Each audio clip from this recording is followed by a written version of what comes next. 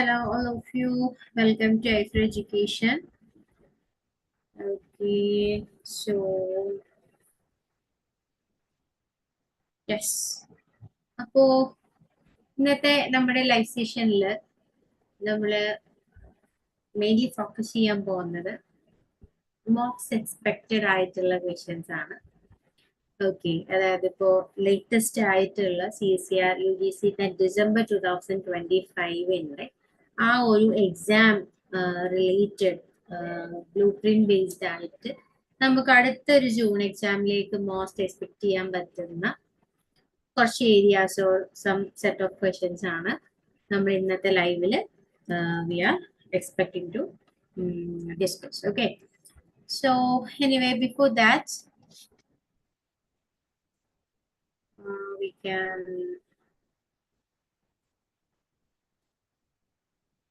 okay, so അതിന് മുന്നേ ആയിട്ട് നമ്മുടെ CSER UGC നെറ്റ് ജൂൺ 2026 ബാച്ചിലേക്കുള്ള നമ്മുടെ മിഷൻ JRF പ്രീമിയർ ബാച്ചിന്റെ മീൻസ് ഓൾമോസ്റ്റ് നമ്മൾ ക്ലോസ് ചെയ്ത് കഴിഞ്ഞിട്ടുണ്ടായിരുന്നു, ദ മെയിൻ ബാച്ച് എന്ന് പറയുന്നത്. സോ നമ്മൾ അടുത്ത നമ്മുടെ JRF ട്രാക്ക് എക്സ് ബാച്ചിലേക്കുള്ള ജൂണിലേക്കുള്ള അഡ്മിഷൻസ് നമ്മൾ സ്റ്റാർട്ട് ചെയ്തിട്ടുണ്ട്. സോ വളരെ അടിപൊളിയായിട്ടുള്ള ഫീച്ചേഴ്സുകളാണ് നമ്മൾ ഈ ഒരു ബാച്ചിനായിട്ട് പ്രൊവൈഡ് ചെയ്യുന്നത്. അതായത് നമ്മൾ ഒരുപാട് പഠിക്കാതെ ആവശ്യമില്ലാത്തതൊക്കെ ഒഴിവാക്കിയിട്ട് സോ ദ മോസ്റ്റ് എക്സ്പെക്റ്റഡ് ആയിട്ടുള്ള ഫോക്കസീവ് ഏരിയാസിൽ നമുക്ക് കൂടുതൽ ഫോക്കസ് ചെയ്തുകൊണ്ട് ജൂണിലെ 2026 എക്സാമിന് നമുക്ക് എന്ത് ചെയ്യാം, JRF നെറ്റും ഒക്കെ ക്വാളിഫൈ ചെയ്യാനായിട്ട് സാധിക്കും. അപ്പൊ അതിന് വേണ്ടിയിട്ട് പ്രൊവൈഡ് ചെയ്യുന്ന കംപ്ലീറ്റ് ഫീച്ചേഴ്സ് ആണ് ആക്ച്വലി ഈ ഒരു ബാച്ചിലൂടെ ഐഫ്ര നിങ്ങൾക്കായിട്ട് പ്രൊവൈഡ് ചെയ്യുന്നത്. So you can see here അല്ലെ, നിങ്ങൾക്ക് വി ഹാവ് എ 24 hours ഇമോ സപ്പോർട്ട് സിസ്റ്റം ഇവിടെ ഉണ്ട് എന്നുള്ളതാണ്. ആൻഡ് ഓൾസോ മീൻസ് നമ്മുടെ ക്ലാസ്സസ് റിലേറ്റഡ് ആയിട്ട് ഇപ്പോൾ ലൈഫ് സയൻസിന്റെ ഒക്കെ കേസിലാണെങ്കിൽ നമുക്ക് വീക്ക്ലി 4 to 5 ലൈവ് സെഷൻസ് വരുന്നുണ്ട്. സോ ലൈവ് സെഷൻസും അത് ബേസ്ഡ് ആയിട്ടുള്ള ഡെയിലി അസൈൻമെന്റ്സുകൾ നമ്മൾ പ്രൊവൈഡ് ചെയ്യുന്നുണ്ട്.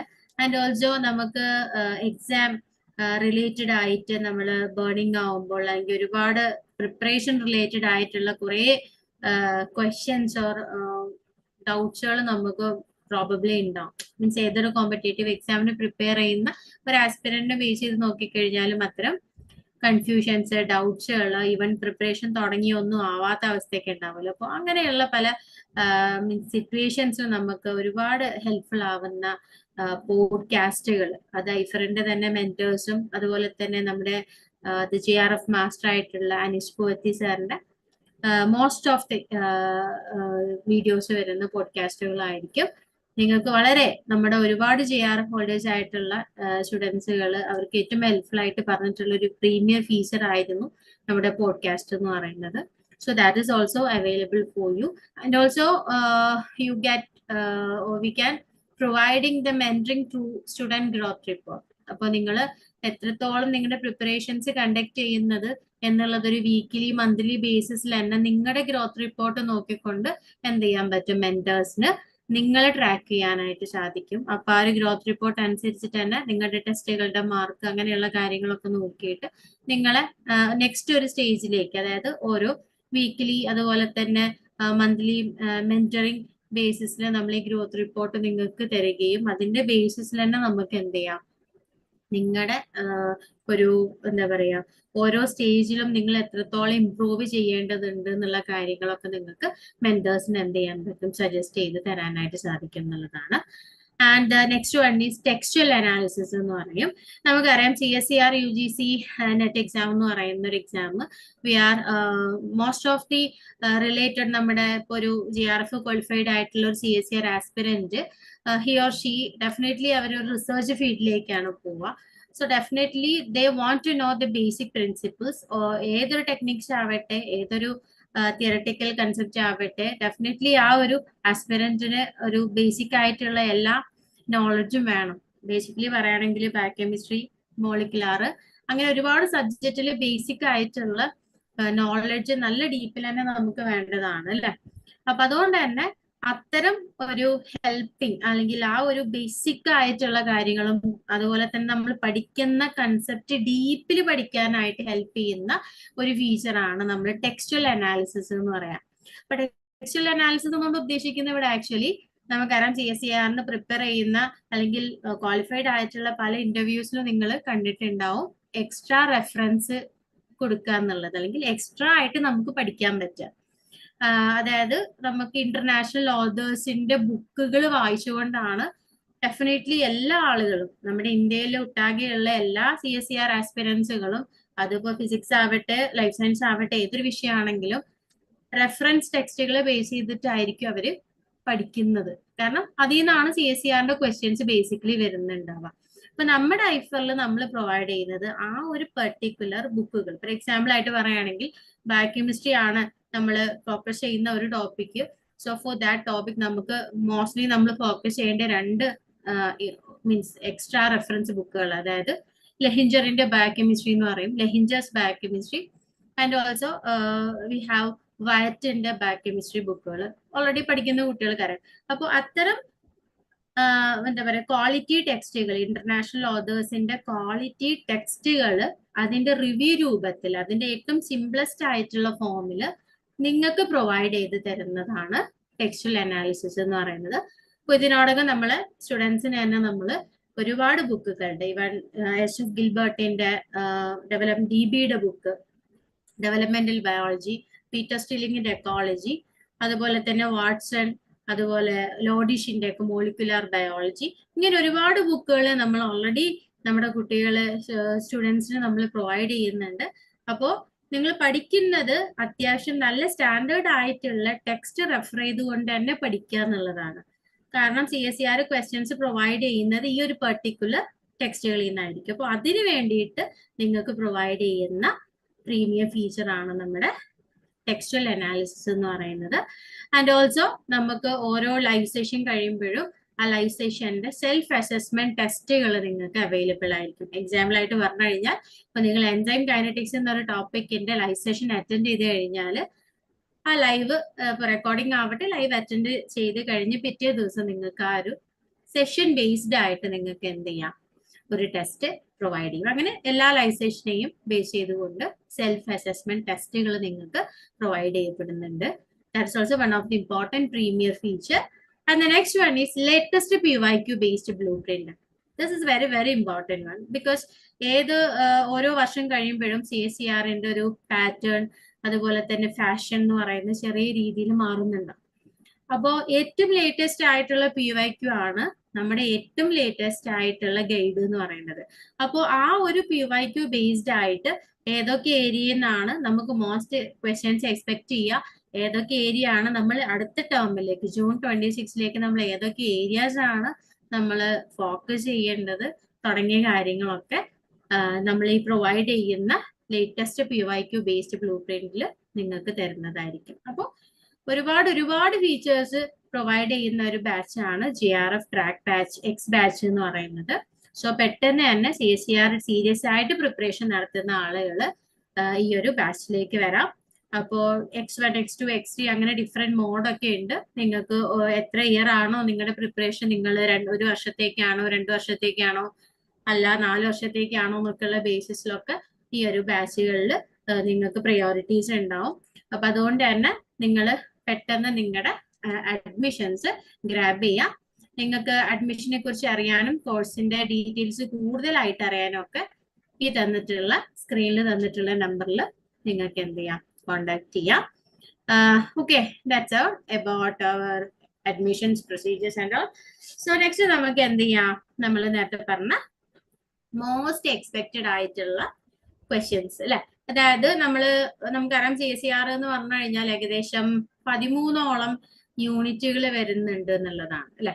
സോറി, അപ്പൊ അതിലേക്ക് പോകുന്നതിന്റെ മുന്നേ നിങ്ങള് നമ്മൾ പറഞ്ഞു ജൂൺ ബാച്ചിലേക്ക് അല്ലെ, JRF ട്രാക്ക് എക്സ് ബാച്ചിലേക്കുള്ള നമ്മുടെ അഡ്മിഷൻസ് കണ്ടിന്യൂ ചെയ്യണം. അപ്പോൾ നിങ്ങൾക്ക് ഓഫേഴ്സ് യൂസ് ചെയ്തിട്ട് തന്നെ ഐഫറിലേക്ക് ജോയിൻ ചെയ്യാം എന്നുള്ളതാണ്. അതായത് നിങ്ങൾ ഒരു സ്റ്റുഡന്റ് ആണെന്നുണ്ടെങ്കിൽ ഡെഫിനറ്റ്ലി നിങ്ങൾക്ക് ഒരു 10% ഓഫറോട് കൂടിയിട്ട്, അതായത് കോമൺ പ്രൈസിന്റെ 10% ഓഫറിൽ നിങ്ങൾക്ക് എന്ത് ചെയ്യാം, അഡ്മിഷൻ എടുക്കാം എന്നുള്ളതാണ്. ഞാൻ ഈ പറഞ്ഞ JRF ട്രാക്ക് എക്സ് ബാച്ചിലേക്ക് if you were a mother അല്ലെ, മദർ ആണെന്നുണ്ടെങ്കിൽ 20% നിങ്ങൾക്ക് ഓഫർ ഉണ്ടായിരിക്കും.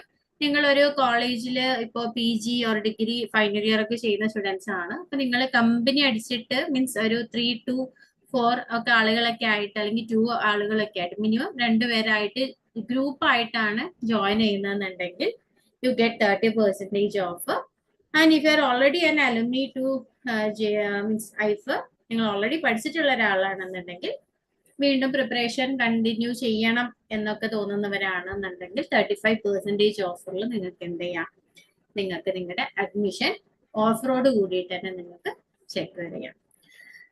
That's all. അപ്പോൾ ഇതിൽ പറഞ്ഞ ഓഫേഴ്സ് ഒക്കെ യൂസ് ചെയ്തിട്ട് തന്നെ എല്ലാവരും എന്ത് ചെയ്യുക, പെട്ടെന്ന് ജോയിൻ ചെയ്യാൻ നോക്കുക. ബിക്കോസ് നമ്മുടെ എക്സാമിന് വേണ്ടിയിട്ട് ഏകദേശം ഒരു അറൌണ്ട് 90യുടെ ഉള്ളിലുള്ള ദിവസങ്ങളാണ്, 90 ദിവസത്തിന്റെ ഉള്ളിലേ വരുന്നുള്ളൂ. ബിക്കോസ് നമ്മൾ എക്സ്പെക്ട് ചെയ്യുന്ന ഒരു ഡേറ്റ് ജൂൺ 18ന്റെയും 28ന്റെയും ഇടയിലുള്ള ഒരു ഡേറ്റ് ആണ്.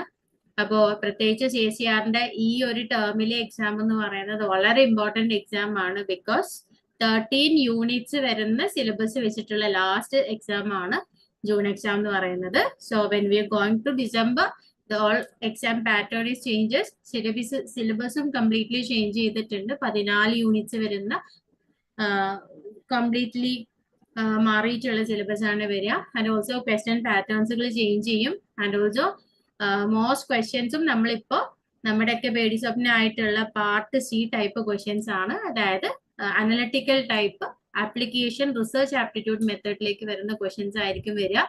അപ്പോൾ ഇപ്രാവശ്യം ഈ ജൂണിലേക്കുള്ള പ്രിപ്പറേഷൻ മാക്സിമം എല്ലാവരും അറ്റൻഡ് ചെയ്യാൻ പറ്റുന്ന എല്ലാ ആളുകളും പെട്ടെന്ന് തന്നെ നല്ല രീതിക്ക് പ്രിപ്പയർ ചെയ്തുകൊണ്ട് തന്നെ എന്ത് ചെയ്യാം, നിങ്ങളുടെ പ്രിപ്പറേഷൻസ് കണ്ടിന്യൂ ചെയ്യുക. ആൻഡ് ഓൾസോ നിങ്ങളുടെ GRF നെറ്റൊക്കെ പിടിക്കാൻ നോക്കുക. Okay, that's all. Next yes. അപ്പോൾ ഇന്ന് നമ്മൾ ഫോക്കസ് ചെയ്യുന്ന അല്ലെങ്കിൽ മോസ്റ്റ് എക്സ്പെക്റ്റഡ് ക്വസ്റ്റ്യൻസ് എന്ന് പറഞ്ഞിട്ട് നമ്മൾ ഫോക്കസ് ചെയ്യുന്നത് 3rd യൂണിറ്റിലെ ഏരിയാസ് ആണ്, അല്ലെങ്കിൽ 3rd യൂണിറ്റിൽ വരുന്ന ക്വസ്റ്റ്യൻസ് ആണ്.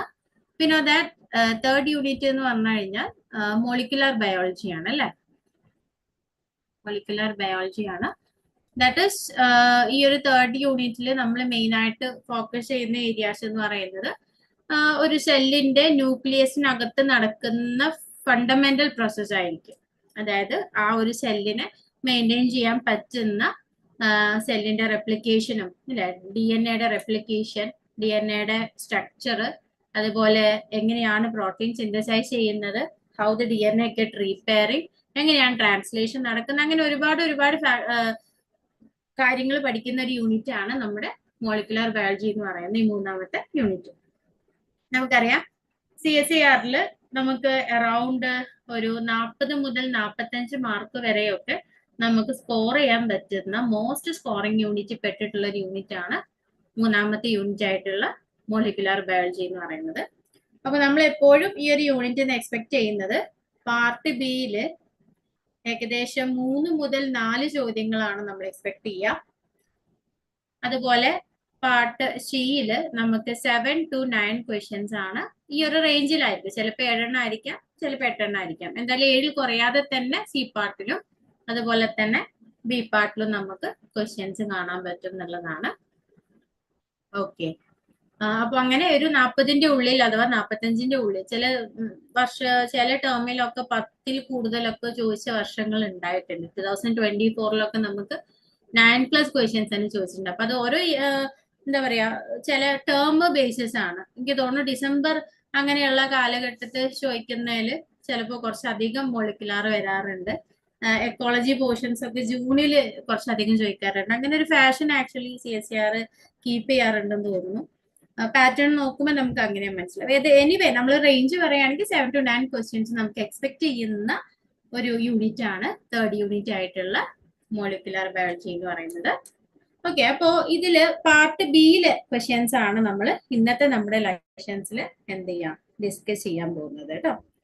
അപ്പോ ആദ്യം നമുക്ക് 23rd, അതായത് നമ്മുടെ CSER December 25 എക്സാമില് 23ാമത്തെ ചോദ്യം എന്ന് പറയുന്നത് ഏതായിരുന്നു? മോളിക്കുലർ ബയോളജിയില് ട്രാൻസ്ലേഷൻ അഥവാ പ്രോട്ടീൻ സിന്തസിസ് എന്ന് പറയുന്ന ഒരു ടോപ്പിക്കിൽ നിന്ന് വന്നിട്ടുള്ള ക്വസ്റ്റ്യൻ ആണ് നിങ്ങളിപ്പോ ഈ സ്ക്രീനിൽ കണ്ടുകൊണ്ടിരിക്കുന്നത്.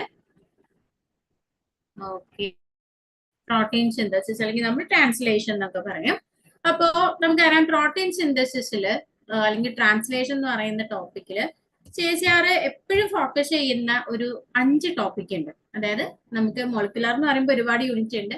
അതിൽ ട്രാൻസ്ലേഷൻ എന്ന് പറയുന്ന ടോപ്പിക്കിൽ നമുക്ക് എല്ലാ വർഷവും ഷുവർ ആയിട്ട് ചോദിക്കുന്ന ചില ഏരിയാസ് ഉണ്ടാവും. അപ്പോൾ അങ്ങനെയുള്ള ഒരു 4 പോർഷൻസ് നമുക്കൊന്ന് ജസ്റ്റ് ഞാൻ പോയിന്റ് ഔട്ട് ചെയ്ത് തരാം. അതായത് നമ്മൾ മോളിക്കുലർ ബയോളജി പഠിക്കുന്നുണ്ടെങ്കിൽ, ട്രാൻസ്ലേഷൻ പഠിക്കുന്നുണ്ടെങ്കിൽ നമ്മൾ മസ്റ്റ് ആയിട്ടും പഠിച്ചിരിക്കേണ്ട 4 പോയിന്റ്സ് അല്ലെങ്കിൽ 4 ഏരിയാസ് ഉണ്ട്. അതിലൊന്നാണ് ഇനീഷിയേഷൻ എന്ന് പറയുന്നത്. അതായത് ട്രാൻസ്ലേഷന്റെ ഇനീഷിയേഷൻ മെത്തേഡ്, അത് പ്രൊക്കാരിയോട്ടിന്റെ ആവട്ടെ യൂകാരിയോട്ടിക് ട്രാൻസ്ലേഷൻ ആവട്ടെ, അതിന്റെ സ്റ്റാർട്ടിങ് എന്ന് പറയുന്നത് ഇസ് വെരി വെരി ഇമ്പോർട്ടൻറ്റ്, എല്ലാ വർഷം ചോദിക്കുന്ന. അതേപോലെ തന്നെയാണ് ആന്റിബയോട്ടിക്സ് എന്ന് പറയുന്നത്. ആന്റിബയോട്ടിക്സ് എന്ന് പറഞ്ഞാൽ നമ്മൾ കഴിക്കുന്നത് തന്നെയാണ് അല്ലെ. നമ്മൾ ആന്റിബയോട്ടിക് ആയിട്ട് കഴിക്കുമ്പോൾ ആ ബാക്ടീരിയയുടെ ഡിഫറെന്റ് ജീനുകളെ എക്സ്പ്രസ് ചെയ്യുന്ന ഭാഗങ്ങളിലേക്കാണ് ഈ ആന്റിബയോട്ടിക്സ് എന്ത് ചെയ്യുക, അറ്റാക്ക് ചെയ്യുന്നുണ്ടാവുക. അപ്പോൾ ട്രാൻസ്ലേഷനെ ഇൻഹിബിറ്റ് ചെയ്യുന്ന ഒരുപാട് 10+, 20+ ആന്റിബയോട്ടിക്സുകൾ നമ്മൾ സ്റ്റാർട്ടായിട്ട് പഠിക്കുന്നുണ്ട്. അപ്പോ അതെല്ലാം അതിന്റെ എവിടെയാണ് പോയിന്റ് ഓഫ് ആക്ഷൻ, ട്രാൻസ്ലേഷന്റെ ഏത് സ്റ്റേജിലാണ്, ഇനിഷിയേഷൻ ആണോ, ഇലോങ്ങേഷൻ ആണോ, ടെർമിനേഷൻ ആണോ, ഏത് സ്റ്റേജിലാണ് ഇവർ എഫക്ട് ചെയ്യുന്നത്, ആ സ്റ്റേജിലെ ഏത് സ്റ്റെപ്പിനെയാണ് ഇവര് ടെർമിനേറ്റ് ചെയ്യുക അല്ലെങ്കിൽ ഇൻഹിബിറ്റ് ചെയ്യുക എന്നുള്ളതാണ് നമുക്ക് ഇവിടെ അറിയേണ്ടത്. അപ്പൊ നമ്മൾ നോർമലി ഐഫറിൽ അതിന്റെ ഒരു ക്ലിയർ ചാർട്ടൊക്കെ ഉണ്ടാക്കിയിട്ടാണ് കുട്ടികൾക്ക് കൊടുക്കുക. എനിവേ ഇവിടെ നമുക്ക് ആന്റിബയോട്ടിക്സ് ഓഫ് ട്രാൻസ്ലേഷൻ എന്ന് പറയുന്നത് വളരെ ഇമ്പോർട്ടന്റ് ആയിട്ടുള്ള ഒരു ഏരിയ ആണ്. അതുപോലെ മറ്റൊരു ഇമ്പോർട്ടന്റ് ആയിട്ടുള്ള പോർഷൻ ആണ് ഇലോങ്ങേഷൻ ഫാക്ടേഴ്സ് എന്ന് പറയുന്നത്.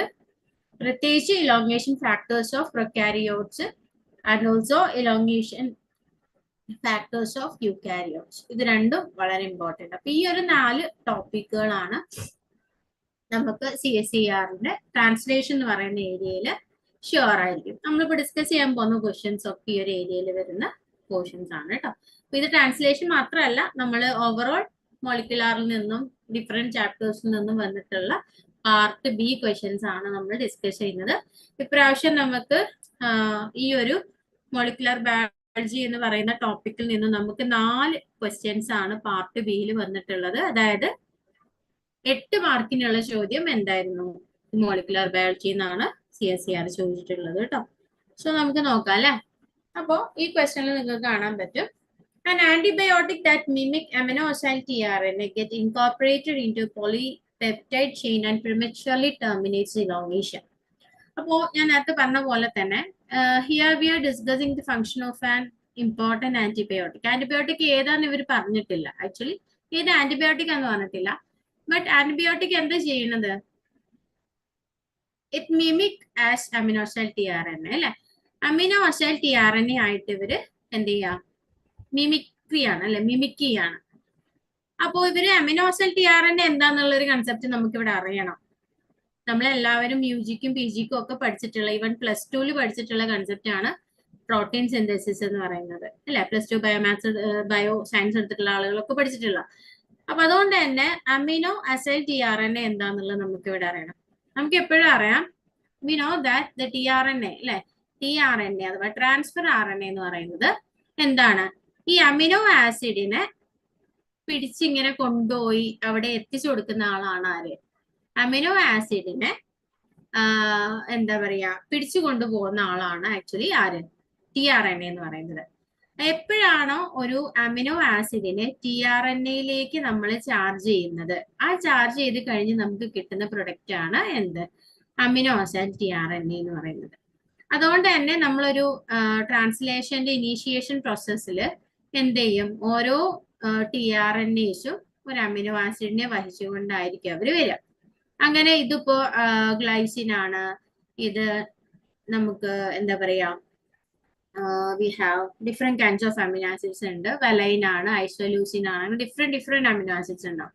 അങ്ങനെ ഓരോ അമിനോ ആസിഡ്സിനെയും ആ ഒരു mRNAയിൽ കൊടുത്തിട്ടുള്ള ഇൻഫർമേഷനെ ഡീകോഡ് ചെയ്തുകൊണ്ട് ഈ tRNA എന്ത് ചെയ്യും, ആവശ്യപ്രകാരമുള്ള അമിനോ ആസിഡ്സിനെ കൊടുക്കും. അങ്ങനെ കൊടുത്ത് നമുക്ക് ഒരു കംപ്ലീറ്റ് പോളിപെപ്റ്റൈഡ് ആയിട്ടുള്ള ഒരു പ്രോട്ടീനിനെ കിട്ടുകയും പിന്നീട് ആ പ്രോട്ടീൻ എന്ത് ചെയ്യും, ഫോൾഡ് ചെയ്യും അല്ലെ. ഫോൾഡ് ചെയ്തിട്ടാണ് നമുക്ക് ഫങ്ഷണൽ ആയിട്ടുള്ള നേറ്റീവ് പ്രോട്ടീൻ ആയിട്ട് നമുക്ക് കിട്ടുക. അങ്ങനെ ഒരു പ്രോട്ടീൻ മാത്രമേ നമ്മുടെ ബോഡിയിൽ എന്ത് ഫങ്ഷൻ ആണോ ചെയ്യാനുള്ളത് ആ ഫങ്ഷൻ ചെയ്യാനായിട്ട് സാധിക്കുള്ളൂ. അപ്പൊ അമിനോ ആസിഡ് tRNA എന്ന് പറഞ്ഞു കഴിഞ്ഞാൽ ഇത്രയേ ഉള്ളൂ. അമിനോ ആസിഡിനെയും വഹിച്ചുകൊണ്ട് വരുന്ന tRNA ആണ് നമ്മൾ അമിനോ ആസിഡ് tRNA അഥവാ ചാർജ് tRNA എന്നൊക്കെ പറയും. ഇവിടെ പറഞ്ഞിട്ടുള്ളത്, ഇവിടെ നമ്മൾ ഒബ്സർവ് ചെയ്തിട്ടുള്ള ആന്റിബയോട്ടിക്കിന്റെ സ്ട്രക്ചർ എന്ന് പറയുന്നത് അമിനോ ആസിഡ് tRNA പോലെ അനുകരിക്കുന്ന ഒന്നാണ്. അതിന് ഇവരെന്ത് ചെയ്യും? ഈ അമിനോ ആസിഡ് tRNA സിന്തസൈസ് ചെയ്തുകൊണ്ടിരിക്കുന്ന ഒരു പോളിപെപ്റ്റൈഡ് ചെയിനിലേക്ക് അവർ ഇൻകോർപ്പറേറ്റ് ചെയ്യും. ബട്ട് ഇവർ ആന്റിബയോട്ടിക് ആയതുകൊണ്ട് തന്നെ ആക്ച്വൽ അമിനോ ആസിഡ് tRNAയുടെ ഫംഗ്ഷൻ ഒന്നും ഇവർക്ക് അറിയൂല. ഒരു മിമിക് ആണ്, അതേ രൂപം ഉണ്ടെന്നേ ഉള്ളൂ. ആൻഡ് ഇവർ എപ്പോഴാണോ ഈ പെപ്റ്റൈഡിലേക്ക് അറ്റാച്ച് ചെയ്യുന്നത്, അറ്റ് ദാറ്റ് ടൈം എന്ത് ചെയ്യും? ആ ഇലോങ്ങേഷൻ സ്റ്റേജ് അവിടെ ടെർമിനേറ്റ് ചെയ്യും. അഥവാ ആ പ്രോട്ടീൻ സിന്തസിസ് അവിടെ വെച്ചിട്ട് സ്റ്റോപ്പ് ആവും. ഫുള്ളി പ്രോട്ടീൻ അവിടെ എന്ത് ചെയ്യില്ല? സിന്തസൈസ് ചെയ്യില്ല. ഇതാണ് നമുക്ക് അവര് CSR തന്നിട്ടുള്ള ഒരു സിനാരിയോ. ഇതാണ്. ഇനി ഇതിനെ ബേസ് ചെയ്തിട്ട് അവര് ABCD 4 ഒബ്സർവേഷൻസ് തന്നിട്ടുണ്ട്. അപ്പൊ ഇതിലേതാണ് കറക്റ്റ് ഒബ്സർവേഷൻസ് എന്നാണ് നമ്മളോട് ചോദിച്ചിട്ടുള്ളത് അല്ലെ. സോ ഇവിടെ ആദ്യത്തെ ഓപ്ഷനിൽ പറയുന്നത് ഇനീഷ്യേഷൻ സ്റ്റെപ്പുകളാണ് പറയുന്നത് കേട്ടോ. അതായത് ഈ ഒരു ആന്റിബയോട്ടിക് ഇവര് ഇനീഷ്യേഷൻ സ്റ്റെപ്പില് ഇവർ ആദ്യം അറ്റാച്ച് ചെയ്യുന്നത് അമിനോ ആസിഡ് സൈറ്റിലേക്കാണ്, A സൈറ്റിലേക്കാണ് എന്നാ പറയുന്നത്. അമിനോ ആസിഡ് tRNA സൈറ്റിലേക്കാണ് വന്നിട്ട് ഇവർ ബൈൻഡ് ചെയ്യുക. അല്ല, ഇവര് വന്നിട്ട് ബൈൻഡ് ചെയ്യുന്നത് പെപ്റ്റിഡൈൽ tRNA സൈറ്റിലേക്കാണ് ആണ് രണ്ടാമത്തെ സ്റ്റേറ്റ്മെന്റ് പറയുന്നത്. B സ്റ്റേറ്റ്മെന്റ് പറയുന്നത്. C സ്റ്റേറ്റ്മെന്റ് പറയുന്നത് അപ്പോ ഈ ഒരു അമിനോ ആസിഡ് tRNAയുടെ സ്ട്രക്ചറിനെ റിസംബിൾ ചെയ്യുന്നുണ്ടെങ്കിൽ കൂടെ ഇവർക്ക് എന്ത് ചെയ്യാൻ പറ്റും? ഈ ഒരു ആന്റിബയോട്ടിക്കിന് പക്ക അമിനോ ആസിഡ് tRNA പോലെ റിസംബിൾ ആയി ചെയ്തുകൊണ്ട് അഥവാ അതേപോലെ അനുകരിച്ചുകൊണ്ട് ഇവർക്ക് എന്ത് ചെയ്യാൻ പറ്റും? പെപ്റ്റൈഡ് ബോണ്ട് ഉണ്ടാക്കാനായിട്ട് സാധിക്കും എന്നാണ് C എന്ന് പറയുന്ന സ്റ്റേറ്റ്മെന്റ് പറയുന്നത്. D സ്റ്റേറ്റ്മെന്റ് പറയുന്നത് ഈ ഒരു as part of it structure അഥവാ ഈ ഒരു antibiotic already amino acid tRNA mimic ചെയ്യുന്നുണ്ടെന്ന് പറയുന്നു. സോ ആ ഒരു സ്ട്രക്ചറിന്റെ റിസംബിൾ ചെയ്തുകൊണ്ട് തന്നെ ഈ ഒരു ആന്റിബയോട്ടിക്കിന് എന്താണ് amino terminus, it resemble the amino terminus of amino acid and is available for making the peptide bond. അപ്പോ നമ്മൾ ഇനി ഇതിന്റെ ഒരു എക്സാക്ട് സിനാരിയോ മീൻസ് ഒരു പിക്ചോറിയൽ ആയിട്ടുള്ള റെപ്രസെന്റേഷൻ ആണ് നിങ്ങൾ സ്ക്രീനിൽ കാണുന്നത്. നമ്മൾ നേരത്തെ പറഞ്ഞ പോലെ ഈ ഒരു ആന്റിബയോട്ടിക് ആണ്. You can see here antibiotic. അപ്പോ ഈ ഒരു ആന്റിബയോട്ടിക് അമിനോ ആസിഡ് tRNA പോലെയാണ് ഇവര് എന്ത് ചെയ്യുന്നത്? ആക്ട് ചെയ്യുക, അല്ലെങ്കിൽ അക്സെപ്റ്റഡ് tRNA എന്നൊക്കെ പറയും. അപ്പൊ ഇവര് നമുക്കറിയാം റൈബോസോമിന് 3 സൈറ്റുകളാണുള്ളത് അല്ലെ. A സൈറ്റ് ഉണ്ട്, T സൈറ്റ് ഉണ്ട്, E സൈറ്റ് ഉണ്ട്. ഓക്കെ, അപ്പോ നമുക്കറിയാൻ പറ്റും A സൈറ്റ് എന്ന് പറയുന്നത് ബ്ലൂ കളറിൽ കാണുന്നതാണ് കേട്ടോ. അതായത് ഇത് ഈ ബ്ലൂ കളറിൽ കാണുന്നതാണ് A സൈറ്റ്, പിങ്കിൽ കാണുന്നതാണ് P സൈറ്റ്, യെല്ലോ കളറിൽ കാണുന്നതാണ് E സൈറ്റ്. ഈ സൈറ്റ് എന്ന് പറഞ്ഞാൽ empty സൈറ്റ് ആണ്. ഓക്കെ, P സൈറ്റ് എന്ന് പറഞ്ഞാൽ ഏത് tRNAയിലേക്കാണോ പോളിപെപ്റ്റൈഡ് അഥവാ പ്രോട്ടീൻ എന്ന് ഫോം ചെയ്യുന്ന ആ ഒരു പെപ്റ്റൈഡിനെ അറ്റാച്ച് ചെയ്ത് കൊടുത്തിട്ടുള്ളത്, അതാണ് എന്ത്? പെപ്റ്റിഡൽ tRNA എന്ന് പറയാം. ഓരോ പ്രാവശ്യവും പുതിയതായിട്ട് വരുന്ന tRNA അതായത് അമിനോ ആസിഡ് tRNA വന്ന് ബൈൻഡ് ചെയ്യുന്ന ഭാഗമാണ് എന്ത്? A സൈറ്റ് എന്ന് പറയുന്നത്. അപ്പൊ നമുക്ക് തന്നിട്ടുള്ള ആദ്യത്തെ സ്റ്റേറ്റ്മെന്റ് അല്ലെ, A സ്റ്റേറ്റ്മെന്റ് പറയുന്നുണ്ട് ഈ ഒരു ആന്റിബയോട്ടിക് എങ്ങോട്ടാണ് എൻ്റർ ചെയ്യുക? A സൈറ്റിലേക്കായിരിക്കും. അല്ലെങ്കിൽ എങ്ങോട്ടേക്കായിരിക്കും? ഇവിടെ മിസ്റ്റേക്ക് വന്നതാണ്, T സൈറ്റിലേക്കായിരിക്കും എന്നാണ് D സ്റ്റേറ്റ്മെന്റ് പറയുന്നത് അല്ലെ. A സൈറ്റിലേക്കാണെന്നാണ് ഏത് പറയുന്നത്? A option means A statement പറയുന്നത്. B സ്റ്റേറ്റ്മെന്റിൽ പറയുന്നു അത് P സൈറ്റിലേക്കാണ് വന്നിട്ട് ബൈൻഡ് ചെയ്യാം. അപ്പൊ ഈ ഒരു പിക്ചർ വെച്ചിട്ട് നിങ്ങൾക്ക് കമന്റ് ചെയ്യാൻ പറ്റുമോ ഏത് സൈറ്റിലേക്കാണ് വന്നിട്ട് ബൈൻഡ് ചെയ്യുന്നുണ്ടാവുക, എൻ്റർ ചെയ്യുന്നുണ്ടാവുക എന്നുള്ളത്? ഇതില് A ആണോ B ആണോ നമുക്ക് കറക്റ്റ് ആയിട്ട് ആൻസർ വരിക? ജസ്റ്റ് ഒന്ന് നിങ്ങളൊന്ന് കമന്റ് ചെയ്തേ. ഏതായിരിക്കും വരുന്നുണ്ടാവുക? എ സൈറ്റ് ആണോ ബി സൈറ്റ് ആണോ വരുന്നുണ്ടാവുക?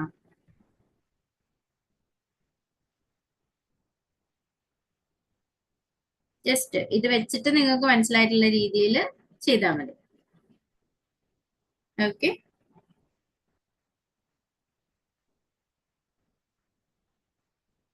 യെസ്. ഏതായിരിക്കും? അതെ, കറക്റ്റ്ലി എ സ്റ്റേറ്റ്മെന്റ് ആണ് ഇവിടെ കറക്റ്റ് ആവുക അല്ലെ? കാരണം ബിക്കോസ് എ സൈറ്റിലേക്ക് നമ്മൾ പിക്ചറിൽ പറഞ്ഞ പോലെ തന്നെ amino acyl T R N A വരുന്ന ബൈൻഡ് ചെയ്യുന്നത് എ സൈറ്റിലേക്കാണ്. അപ്പൊ നമ്മൾ ഓൾറെഡി പറഞ്ഞിട്ടുണ്ട് ഈ ആന്റിബയോട്ടിക് ഒരു amino acyl T R N A ആയിട്ടാണ് ഇവർ മിമിക് ചെയ്യുന്നത്. അതുകൊണ്ട് ഡെഫിനറ്റ്ലി ഇവർ വന്നിട്ട് എന്ത് ചെയ്യും? ബൈൻഡ് ചെയ്യും എന്നുള്ളത് ഓക്കെ ആണല്ലോ. അതേപോലെ അടുത്ത സ്റ്റേറ്റ്മെന്റിൽ ഇവിടെ കാണാൻ പറ്റും നമുക്ക് ഇവർക്ക് ഒരു അമിനോ ആസിഡ് ടെർമിനസ് ഉണ്ട് അല്ലെ? അമിനോ ആസിഡ് എൻഡ് കാണാൻ പറ്റും. ഇവിടെ നമുക്ക് ഈ ഒരു പ്രോട്ടീനിൽ എന്തുണ്ടാവും? കാർബോക്സൈൽ ടെർമിനലും ഉണ്ടാവും. ഇവിടെ ഒരു അമിനോ ആസിഡ് അമിനോ ടെർമിനലും ഉണ്ടാവും. പെപ്റ്റിഡൽ ടി ആർ എൻ എയിൽ എന്തുണ്ടാവും? കാർബോക്സൈൽ ടെർമിനലും ഉണ്ടാവും. ഇപ്പൊ നോർമലി ഇവിടെ എന്ത് ചെയ്യും? സാധാരണ പ്രോട്ടീൻ സിന്തസിസിന് നടക്കുന്ന ഒരു പ്രോട്ടീൻ പെപ്റ്റൈഡ് ബോണ്ട് ഇവിടെ എന്ത് ചെയ്യും? ഈ കാർബോക്സൈലും അതുപോലെ തന്നെ ഈ അമിനോ ഗ്രൂപ്പും തമ്മിൽ എന്ത് ചെയ്യും?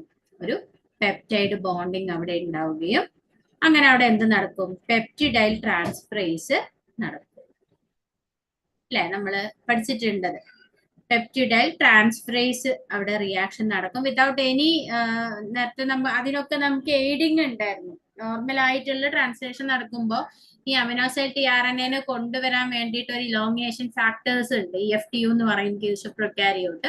യൂകാരിയോട്ടിലാണെങ്കിൽ EEF2 എന്ന് പറയും.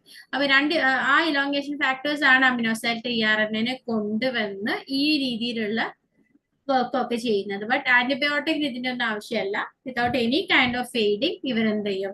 ഡയറക്റ്റ് ആയിട്ട് പോയിട്ട് എ സൈറ്റിൽ ബൈൻഡ് ചെയ്യും. എന്നിട്ട് നമ്മൾ ഈ പിക്ചറിനകത്ത് കാണുന്ന പോലെ ഇവർ സബ്സ്ട്രേറ്റ് ആക്സെപ്റ്റർ ആയിട്ട് ആക്ട് ചെയ്തുകൊണ്ട് പെപ്റ്റൈഡ് ബോണ്ട് ഉണ്ടാക്കും ആണല്ലോ. ബട്ട് നമുക്ക് കാണാൻ പറ്റും ഈ ആന്റിബയോട്ടിക്കിന് ആക്റ്റീവ് ആയിട്ടുള്ള അമിനോ ടെർമിനസ് ഉണ്ട് അല്ലെ? ആക്റ്റീവ് ആയിട്ടുള്ള അമിനോ ടെർമിനസ് നമുക്ക് കാണാൻ പറ്റും. പക്ഷെ എന്തുണ്ടാവില്ല? They don't have a carboxyl terminus. ഈ പിക്ചറിൽ കാണാൻ പറ്റുന്നുണ്ട് അല്ലെ? ആക്റ്റീവ് ആയിട്ടുള്ള അമിനോ ടെർമിനസ് ഇവിടെ നമുക്ക് എന്ത് ചെയ്യാം? കാണാൻ പറ്റും. But they don't have carboxyl terminus. Carboxyl terminus ഇവർക്ക് ഇല്ലാത്തത് കൊണ്ട് തന്നെ ഇവർക്ക് എന്ത് ചെയ്യാൻ പറ്റൂല. ഇനി അടുത്ത ഒരു ഇനിയിപ്പോ കറക്റ്റ് ആയിട്ടുള്ള ഒരു അമിനോസൈൽ ടി ആർ എൻ എനെ ഇലോങ്ങേഷൻ ഫാക്ടർ കൊണ്ടുവന്നാലും ഇവിടെ എന്ത് സംഭവിക്കൂല? പെപ്റ്റൈഡ് ഫോർമേഷൻ നടക്കൂല. അതുകൊണ്ടാണ് ഈ ഒരു കംപ്ലീറ്റ് ആന്റിബയോട്ടിക് പോളിപെപ്റ്റൈഡ് ഉള്ള ഹൈബ്രിഡിന് ഇനി അടുത്ത ഒരു അമിനോ ആസിഡുമായിട്ട് എന്ത് ചെയ്യാൻ പറ്റില്ല? പെപ്റ്റൈഡ് ഫോം ചെയ്യാൻ പറ്റില്ല. അതുകൊണ്ട് തന്നെ ഈ ഒരു ആന്റിബയോട്ടിക് ക്യാപ്പ് ഉള്ള പ്രോട്ടീൻ എന്ത് ചെയ്യും? ഇവര് പ്രോട്ടീൻ റിലീസിങ് ചാനലിലൂടെ റൈബോസോമിൽ എന്ത് ചെയ്യും? പുറത്തു പോകും, സൈറ്റോപ്ലാസത്തിലേക്ക് വീഴും. അങ്ങനെ ആ രീതിയിൽ അതിന്റെ ഡൈജഷൻ കാര്യങ്ങളൊക്കെ അവിടെ നടക്കും. കാരണം പ്രോപ്പർ ആയിട്ടുള്ള സേഫ് ഒന്നുമില്ലല്ലോ. അപ്പൊ അതുകൊണ്ട് തന്നെ അത് പ്രോട്ടിയോലൈറ്റിക് ക്ലീവേജ് ആയിട്ട് അങ്ങനെ അത് ഡൈജസ്റ്റഡ് ആയി പോവും. അപ്പോ ഇത് ബേസ് ചെയ്തിട്ടുള്ള ഒരു കാര്യമാണ് നമുക്ക് അടുത്ത ഓപ്ഷൻ ആയിട്ട് പറയുന്നത് അല്ലെ? അപ്പൊ എ എന്ന് പറയുന്ന സ്റ്റേറ്റ്മെന്റ് ഇവിടെ കറക്റ്റ് ആയിരുന്നു. അതുപോലെ ഡി എന്ന് പറയുന്ന സ്റ്റേറ്റ്മെന്റും ആണ് ഇവിടെ കറക്റ്റ് ആയിട്ടുള്ളത്. കാരണം നമ്മൾ നേരത്തെ അതിൽ കണ്ട പോലെ തന്നെ ഈ ഒരു ആന്റിബയോട്ടിക്കിന് കാർബോക്സൈൽ ടെർമിനസ് ഇല്ല ഇല്ല. പെപ്റ്റൈഡ് ബോണ്ട് ഉണ്ടാക്കാൻ വേണ്ട കാർബോക്സൈൽ ടെർമിനസ് ഇവർക്കില്ല. പകരം ഇവർക്ക് എന്താണുള്ളത്? They have A amino terminus. അത് യൂസ് ചെയ്തിട്ടാണ് അവര് പെപ്റ്റൈഡുമായിട്ട് എന്ത് ചെയ്യുന്നത്? ഇന്ററാക്ഷൻ അഥവാ പെപ്റ്റൈഡ് ബോണ്ട് അവരുണ്ടാക്കുന്നത് മറ്റേ അമിനോ ആസിഡുമായിട്ട്. അല്ലെങ്കിൽ പെപ്റ്റിഡൈൽ എന്ന് പറയുന്ന ആ ടി ആർ എൻ എയിലേക്ക് ഇവർ എന്ത് ചെയ്തു? റിയാക്ഷൻ നടത്തിയിട്ട് അവര് ആ ഒരു പെപ്റ്റൈഡിന്റെ ഭാഗമാവുകയാണ്. പിന്നീട് ഫർദർ ആയിട്ടുള്ളൊരു അമിനോ ആസിഡ് അഡീഷൻ ആ പെപ്റ്റൈഡിലേക്ക് നടക്കുക. അപ്പൊ അതുകൊണ്ട് തന്നെ നമുക്ക് ഇവിടെ കറക്റ്റ് ഓപ്ഷൻ ആയിട്ട് വരുന്നത് actually third option second option ആയിട്ടുള്ള ബി ഓപ്ഷൻ കേട്ടോ. എ ആൻഡ് ബി സ്റ്റേറ്റ്മെന്റ് ആണ് നമുക്ക് ഇവിടെ കറക്റ്റ് ആയിട്ടുള്ള ആൻസർ വരുന്നത്. പിന്നെ ഈ ക്വസ്റ്റ്യനിൽ അവർ ചോദിച്ചിട്ടുള്ള ആന്റിബയോട്ടിക് എന്ന് പറയുന്നത് പ്യൂരോമൈസിൻ ആണ് കേട്ടോ. പ്യൂരോമൈസിൻ എന്ന് പറയുന്ന ആന്റിബയോട്ടിക് ആണ്. അതിനാണ് ഈ പറഞ്ഞ എല്ലാ സ്ട്രക്ചേഴ്സും ഉള്ളത്. മാത്രമല്ല നമുക്ക് വാട്സന്റെ ഒക്കെ ബുക്കിൽ വളരെ വ്യക്തമായിട്ട് പ്യൂരോമൈസിന്റെ ഫംഗ്ഷനും ഒക്കെ നമുക്ക് ആ ഒരു ടെക്സ്റ്റ് ബുക്കിൽ കാണാനായിട്ട് സാധിക്കും. Okay, that's all about this question. അപ്പോൾ അതുകൊണ്ട് തന്നെ ആന്റിബയോട്ടിക് ഓർ ഇനീഷ്യേഷൻ എന്നൊക്കെ പറയുന്നത് വളരെ ഇമ്പോർട്ടന്റ് ആയിട്ടുള്ള CSIR-ന്റെ ഏരിയാസ് ആണ്. ഓക്കെ, അടുത്ത ഒരു ക്വസ്റ്റ്യൻ നമുക്ക് നോക്കാം. നെക്സ്റ്റ് ക്വസ്റ്റ്യൻ എന്ന് പറയുന്നത് ആക്ച്വലി ഫസ്റ്റ് ചാപ്റ്ററിൽ നിന്നാണ്, അതായത് മോളിക്കുലർ ബയോളജിയിലെ ആദ്യത്തെ ചാപ്റ്റർ ആയിട്ടുള്ള റെപ്ലിക്കേഷനിൽ നിന്നാണ് ഈ ഒരു ഏരിയ, ഈ ഒരു ക്വസ്റ്റ്യൻ വരുന്നത്. ഓക്കെ, റെപ്ലിക്കേഷൻ എന്ന് പറയുന്ന പോർഷനിൽ നിന്നാണ്.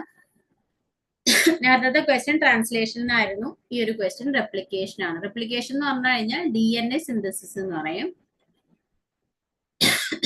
നമുക്കൊക്കെ അറിയാല്ലേ, സെല്ല് ഡിവൈഡ് ചെയ്യുന്നുണ്ട് എന്നറിയാം. എല്ലാവരുടെയും ശരീരത്തിൽ നമ്മുടെ ഗ്രോത്ത് നടന്നുകൊണ്ടിരിക്കും. നമ്മുടെ ഓർഗൻസും നമ്മുടെ സ്കിന്നും എല്ലാം പല പല ഏരിയാസ് നമ്മുടെ ബോഡിയിൽ എന്ത് ചെയ്യുന്നുണ്ട്, ഡേ ടു ഡേ ഇങ്ങനെ ഗ്രോ ചെയ്തുകൊണ്ടിരിക്കുന്നുണ്ട്. അപ്പൊ അതുകൊണ്ട് തന്നെ ഒരു സെല്ല് ഡിവൈഡ് ചെയ്യണം എന്നുണ്ടെങ്കിൽ ആ ഒരു സെല്ലിലുള്ള DNA അത് ഡബിൾ ആയിട്ട് മാറണം, 2 കഷ്ണമായിട്ട് മാറണം അല്ലെ. അപ്പൊ അതിനെയാണ് നമ്മൾ DNA സിന്തസിസ് അഥവാ റെപ്ലിക്കേഷൻ എന്ന് പറയുന്നത്. അപ്പോൾ ഇതുമായിട്ട് റിലേറ്റഡ് ആയിട്ടുള്ള ഒരു ക്വസ്റ്റ്യൻ ആണ് നമുക്ക് കാണാൻ പറ്റുക. ആക്ച്വലി റെപ്ലിക്കേഷനിൽ തന്നെ എൻസൈമോളജി ഓഫ് റെപ്ലിക്കേഷൻ എന്ന് പറയുന്ന പോർഷനിൽ നിന്നാണ് നമുക്ക് ക്വസ്റ്റ്യൻ വന്നിട്ടുള്ളത്. ഇതും ഞാൻ നേരത്തെ പറഞ്ഞ പോലെ ഷുവർ ആണ്. Enzymology of replication, initiation of replication in both case of prokaryote and eukaryote എന്ന് പറയുന്നത് മസ്റ്റ് ഷുവർ ആസ്ക്ഡ് ആയിട്ടുള്ള ഏരിയ ആണ്. അതിൽ ഫ്രീക്വന്റ്ലി എല്ലാ വർഷവും ചോദിക്കുന്ന, എല്ലാ ടേമിലും ചോദിക്കുന്ന ഒരു പോർഷൻ ആണ് ഇത്. സോ ഈ ഒരു ക്വസ്റ്റ്യൻ 24th ക്വസ്റ്റ്യൻ ആണ്. ഈ ഒരു ക്വസ്റ്റ്യൻ നമ്മൾ നോക്കിയാൽ we have to find out which one of the following statement correctly describe the role of proliferating cell nuclear antigen or pCNA ring in eukaryotic DNA replication. So the question is directly from eukaryotic DNA replication. So the pCNA ring അല്ലേ, proliferating cell nuclear antigen എന്ന് പറയും. So ഈ ഒരു pCNA റിങ്ങിന്റെ വളരെ important ആയിട്ടുള്ള പ്രോസസിവിറ്റി തീരുമാനിക്കുന്ന ഒരു പ്രോട്ടീൻ ആണ്, ഒരു എൻസൈം ആണ് ആക്ച്വലി pCNA എന്ന് പറയുന്നത്. സോ ഫോർ ദിസ് പ്രോട്ടീൻ, ഈ പ്രോട്ടീനിന്റെ ആക്ച്വൽ റോൾ എന്താ റെപ്ലിക്കേഷനിൽ എന്നുള്ളതാണ് നമ്മളോട് ചോദിച്ചിട്ടുള്ളത്. സോ ഡിഫറെന്റ് ഫങ്ഷൻസ്, 4 ഫങ്ഷൻസ് ഇവിടെ തന്നിട്ടുണ്ട്. ഒരു കാറ്റലൈസ്ഡ് RNA പ്രൈമർ സിന്തസിസ്, നമുക്കറിയാം DNA റെപ്ലിക്കേഷന് സമയത്ത് definitely DNA polymerase need a primer because primerന്റെ 3' മോയിച്ച് എക്സ്റ്റെൻഡ് ചെയ്തിട്ടാണ് അവർ DNA ഫുള്ളി സിന്തസൈസ് ചെയ്യുന്നത്. സോ ഡെഫിനറ്റ്ലി റെപ്ലിക്കേഷന് വേണ്ടിയിട്ട് പ്രൈമർ ആവശ്യമുണ്ട്. അപ്പൊ ആ പ്രൈമർ സിന്തസൈസ് ചെയ്യുന്നതാണ് pCNA എന്ന് പറയുന്ന പ്രോട്ടീനിന്റെ ഫംഗ്ഷൻ. സെക്കൻഡ്ലി പറയുന്നത് it act as a sliding clamp that increases DNA polymerase processivity. So DNA synthesise ചെയ്യുന്ന എൻസൈം ആണ് DNA പോൾ അഥവാ DNA പോളിമറേസ് എന്നൊക്കെ പറയുന്നത്. സോ ആ DNA പോളിമറേസിനെ കണ്ടിന്യൂസ് ആയിട്ട് DNA സിന്തസൈസ് ചെയ്യാൻ ഹെൽപ്പ് ചെയ്യുന്ന സ്ലൈഡിംഗ് ക്ലാമ്പ് ആണ് ആക്ച്വലി pCNA എന്നാണ് സെക്കൻഡ് ഓപ്ഷൻ പറയുന്നത്. Third option, it removes the RNA primer from Okazaki fragment. That's we know, already നമ്മൾ പറഞ്ഞു പ്രൈമർ ഈസ് ഹിയർ. സോ ആ പ്രൈമർ ആക്ച്വലി DNA-യിൽ ഒരു RNA കണ്ടന്റ് ഉണ്ടാവാൻ പാടില്ല.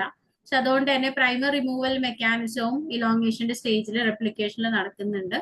സോ ഈ ഒരു pCNA-യുടെ ഡ്യൂട്ടി എന്ന് പറയുന്നത് പ്രൈമറിനെ റിമൂവ് ചെയ്യുന്നതാണെന്നാണ് തേർഡ് ഓപ്ഷനിൽ പറയുന്നത്. And at the last option, the pCNA കുറിച്ച് പറഞ്ഞിട്ടുള്ളത് ഇറ്റ് അൺവൈൻഡ് പാരന്റൽ DNA എന്നുള്ളതാണ്. അതായത് DNA-നെ എന്ത് ചെയ്യുക, 2 കോംപ്ലിമെന്റ് ആയിട്ടുള്ള DNA സ്ട്രാൻഡിനെ അൺവൈൻഡ് ചെയ്തിട്ട് സിംഗിൾ സ്ട്രാൻഡ് ആയിട്ട് മാറ്റുക എന്നുള്ളതാണ് ലാസ്റ്റ് ഓപ്ഷനിൽ പറഞ്ഞിട്ടുള്ളത്. അപ്പോൾ 4 functions, different stages of different functions ഇവിടെ പറഞ്ഞിട്ടുണ്ട്. ഡിഫറെന്റ് റെപ്ലിക്കേഷനിലെ ഡിഫറെന്റ് ആയിട്ടുള്ള കാര്യങ്ങളാണ്. അപ്പോൾ നമുക്ക് എക്സാക്ട് ആയിട്ടുള്ള pCNA-യുടെ ഫംഗ്ഷൻ എന്താന്ന് നോക്കാം. അപ്പോ നമ്മൾ pCNA എന്ന് പറയുന്നത് ആക്ച്വലി ഒരു ക്യാൻസർ ഡിറ്റക്ഷന്റെ ഭാഗമായിട്ട്, ക്യാൻസർ ബയോളജിയിൽ ക്യാൻസർ ഡിറ്റക്ഷന്റെ ഭാഗമായിട്ട് കണ്ടെത്തിയിട്ടുള്ള ഒരു പ്രോട്ടീൻ ആണ് എന്തെന്ന് പറയുന്നത് pCNA. അതുകൊണ്ട് അതിന്റെ പേരും അങ്ങനെ പറയുന്നത്, പ്രൊലിഫറേറ്റീവ് സെൽ ന്യൂക്ലിയർ ആന്റിജൻ എന്ന് പറയുന്നത്. അപ്പോൾ ഈ pCNA-യുടെ മെയിൻ ഫംഗ്ഷൻ എന്താ ഇവിടെ നിങ്ങൾക്ക് കാണാൻ പറ്റും. ഇവിടെ നമ്മളൊരു ഇലോങ്ങേഷൻ സ്റ്റേജ് ആണ് കാണുന്നത് കേട്ടോ. റെപ്ലിക്കേഷന്റെ ഒരു ഇലോങ്ങേഷൻ സ്റ്റേജ് ആണ് നിങ്ങൾ സ്ക്രീനിൽ കാണുന്നത്. നമുക്ക് രണ്ട് രീതിയിൽ, അതായത് ഒരു റെപ്ലിക്കേഷൻ പ്രോസസ്സിൽ PCNA ഇല്ലാത്ത ഒരു റെപ്ലിക്കേഷൻ നമുക്ക് ഈ ഒരു റൈറ്റ് സൈഡിൽ കാണാം, ലെഫ്റ്റ് സൈഡിൽ കാണാൻ പറ്റും. PCNA റിങ് ഉപയോഗിച്ചുകൊണ്ട് തന്നെ റെപ്ലിക്കേഷൻ നടക്കുന്ന ഒരു പിക്ചർ ഈ സൈഡിൽ റൈറ്റ് സൈഡിലും കാണാൻ പറ്റും. So you can see here without PCNA ഈ DNA പോളിമറേസിന് എന്ത് ചെയ്യാൻ പറ്റൂല, they cannot be continuous synthesize ചെയ്യാൻ പറ്റൂല. അപ്പൊ ഇവിടെ കാണാം നിങ്ങൾക്ക് ചെറിയ ചെറിയ ഫ്രാഗ്മെന്റ്സ് ആയിരിക്കും. അതായത് ഇതിപ്പോ പാരന്റൽ സ്ട്രാൻഡ് ആണെന്ന് വിചാരിക്കാം. ആ പാരന്റൽ സ്ട്രാൻഡിനെ നമ്മൾ ആ പിക്ചറിൽ കാണുന്ന പോലെ തന്നെ DNA പോളിമറൈസ് സിന്തസൈസ് ചെയ്യുമ്പോൾ കുറച്ച് ഇവിടെ ഇങ്ങനെ അവര് സിന്തസൈസ് ചെയ്യും. ഇവിടെ വെച്ചിട്ട് അവർക്ക് പ്രോസസിവിറ്റി പോകും, അപ്പൊ അവര് വിട്ടുപോകും. എന്നിട്ട് അടുത്ത എവിടെയെങ്കിലും പോയിട്ട് വീണ്ടും DNA സിന്തസൈസ് ചെയ്യും. അങ്ങനെ ഇവർ എന്താ ചെയ്യുന്നതെന്ന് വെച്ചാൽ ചെറിയ ചെറിയ DNA ഫ്രാഗ്മെന്റ്സ് ആയിട്ടായിരിക്കും വിത്തൗട്ട് PCNA DNA പോളിമറൈസ് എന്ത് ചെയ്യുന്നുണ്ടാവാം, സിന്തസൈസ് ചെയ്യുന്നുണ്ടാവാം. അതാണ് ഇവിടെ കാണിച്ചിട്ടുള്ളത്. Polymerase are fall off quickly without PCNA. അതേപോലെ തന്നെ ഇവിടെ PCNA ഉണ്ടെങ്കിൽ യു ക്യാൻ സീ ഹിയർ, ഇവിടെ നമുക്ക് PCNA ട്രൈമർ ഉണ്ട് അല്ലെ, ഓൾറെഡി PCNA ട്രൈമർ ഉണ്ട്. അപ്പൊ ഈ PCNA ട്രൈമർ എന്ത് ചെയ്യും, it will be form A clamping ring around DNA. ഇപ്പൊ DNA ചുറ്റും ഒരു ക്ലാമ്പ് ആയിട്ട് ഇവർ നിൽക്കും. ഇപ്പൊ ഇത് DNA ആണെങ്കിൽ ഈ DNA ഇങ്ങനെ ഒരു ക്ലാമ്പ് ആയിട്ട് മാറ്റും. അപ്പൊ ഇവർ ആക്ച്വലി ഒന്നിങ്ങനെ ഓപ്പൺ ആവും. ഓക്കെ, ഒന്ന് ജസ്റ്റ് ഇങ്ങനെ ഓപ്പൺ ആയിട്ടാണ് DNA ലോഡ് ചെയ്യുക. ലോഡ് ചെയ്യുന്ന പ്രോട്ടീനെയാണ് നമ്മൾ RFC എന്ന് പറയാ, റെപ്ലിക്കേഷൻ ഫാക്ടർ C എന്ന് പറയും. ആ പ്രോട്ടീനാണ് ഇവർ DNA കൊണ്ടുവന്നിട്ട് എന്ത് ചെയ്യും, ഇങ്ങനെ ലോഡ് ചെയ്യും. ലോഡ് ചെയ്യുന്ന ആ ഭാഗത്തേക്കാണ് ആര് വരിക, DNA പോളിമറൈസ് വരിക. അങ്ങനെ പോളിമറൈസും ബൈൻഡ് ചെയ്യും. അപ്പോൾ PCNA റിങ്ങുമായി DNA പോളിമറൈസും ആയി.